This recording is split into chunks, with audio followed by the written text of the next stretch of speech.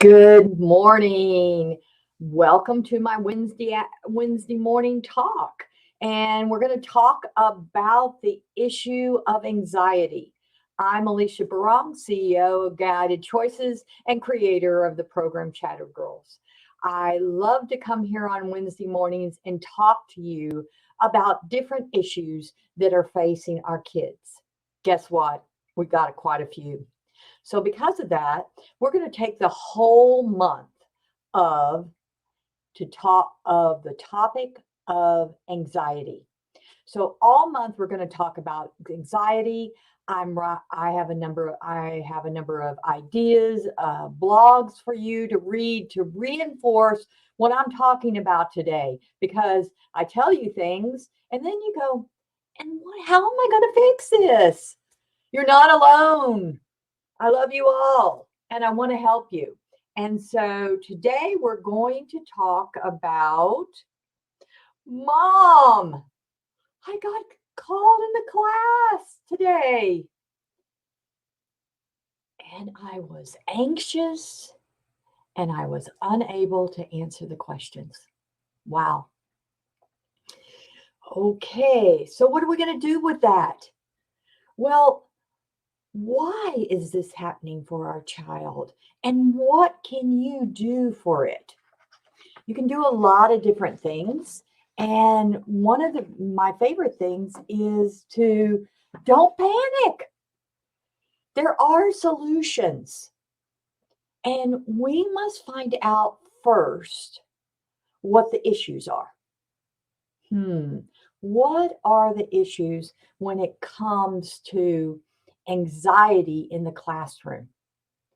We need to be aware that in the past couple of years, our kids have taken steps from going from grade school and not completed it face to face, and then jumped into middle school. And then they went from middle school to not doing face to face. And then we jumped into high school. Now, if you think about yourself, wouldn't you have a lot of anxiety? The development stages have been thrown off, and our kids are trying to catch up. But they have spent the time with less pressure sitting in front of that computer. I know of many kids who just didn't show up. And the teachers said, I don't know what to do because they weren't prepared either. So we're looking at the past and how it affects the future. And right at this moment, I'd like to commend and compliment the teachers today because today is Teachers' Day. And you are still, a lot of you, struggling. But reality is you did the best you could. But you do not control their development. You just give them tools to be able to manage a classroom to get education. But we're also finding out that our education is slowed down. So let's look at our kids. Okay. Are they comfortable in that classroom anymore?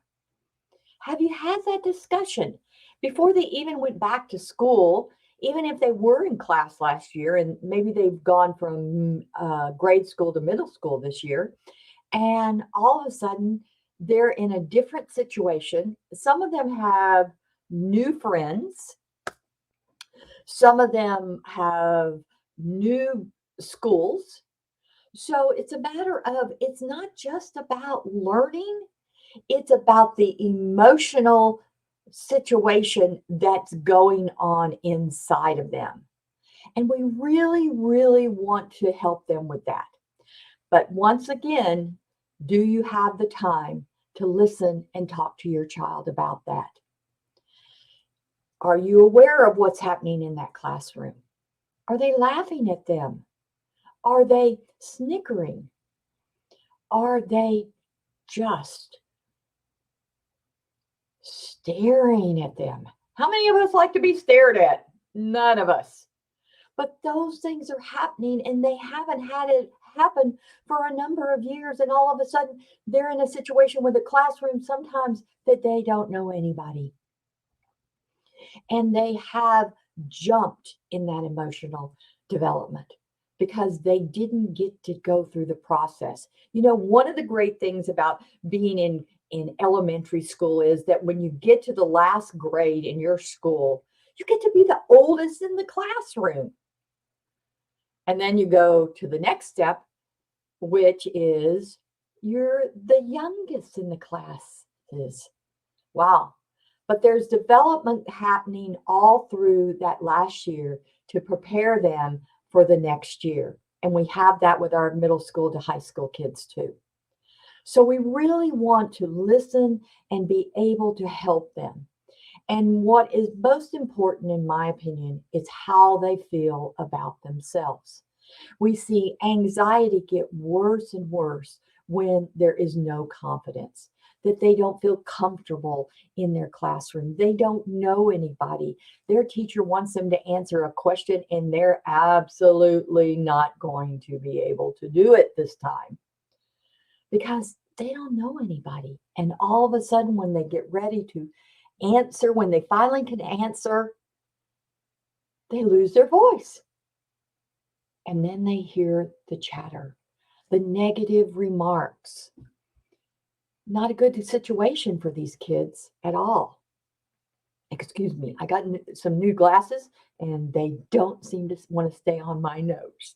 So we want them to be able to get comfortable in that classroom. That's why I hear a lot of schools are adding social emotional issues to their education programs because that's essential. But the child spends also a lot amount of time with you. Are you as a parent listening to what's happening in their classroom, how they feel, and what kind of support do they need to make classrooms feel better for them? Maybe this year they started a new team.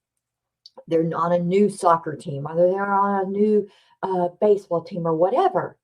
There's anxiety out there too.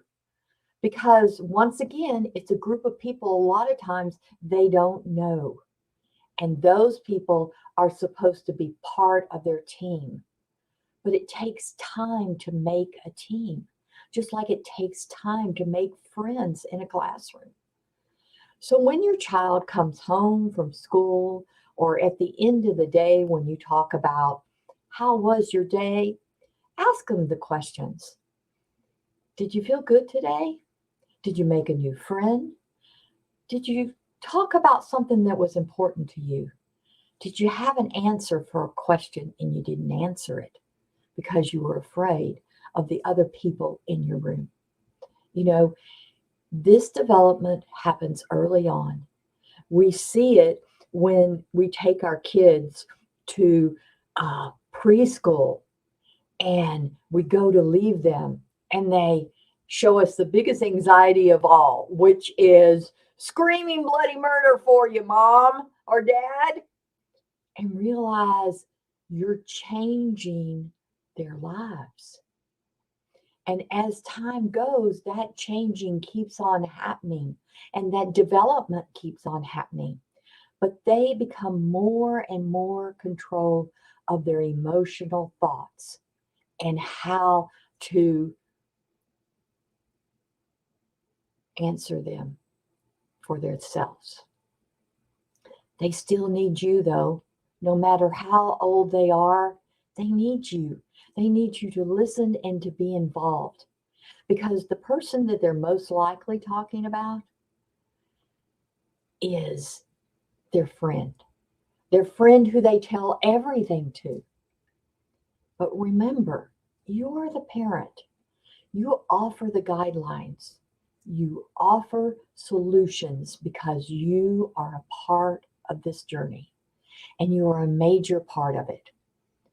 As a life coach of kids and moms and a parent and a teacher, we all have roles in children's lives. One person doesn't always have the solution. You have an opportunity to be the first person in that child's life for the solution. Don't be the last. Keep those doors open. Push through them, no matter how old they are, because they need you. They need you in this development time. They need you to know that you're there. Your friends go in and out, but moms and dads usually are there with all the transitions. So, a couple of things I wanted to share with you. If you want to see or think about more about this, of what we've talked about today, please check out my blog. If you want to sign up for our blogs, go to our website or go to our Facebook pages, or just leave a message here and we'll get back to you and put you on our mailing list. I'll be having blogs every month about this topic with solutions and decisions for you, the parent. I hope this information is helpful for you. Next week, we're going to talk about social anxiety. And social anxiety is a really big thing for all of us, parents and everyone. But today I'm going to leave you two ideas. Affirmations are a way for a child to start the day. It affirms to them to remind them how important they are to the world. So check us out. We have some affirmations for kids, or just have them write them. This is Alicia Marcus Birong, CEO of Guided Choices and creator of ChatterGirls. Thank you for your time, and I look forward to hearing from you soon. Please let me know if this has made a difference in your relationship with your children.